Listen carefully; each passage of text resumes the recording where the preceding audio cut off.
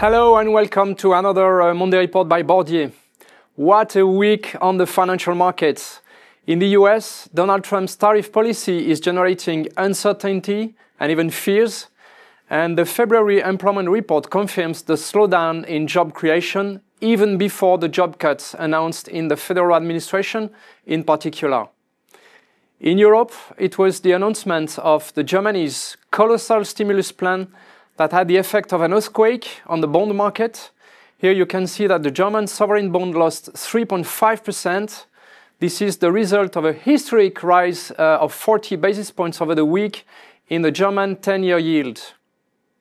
On the equities front, the US market is down 3.5% and has now lost 6% since its February peak.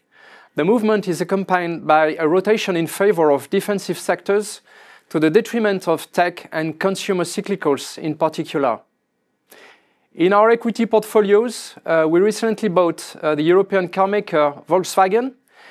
It's not a consensual view, but we think that most of the bad news is now in the stock price after a strong underperformance against the auto sector in Europe, while the potential of good news, the restructuring fruits, the easing in constraints in Europe and the tax support in Germany in particular is very little so.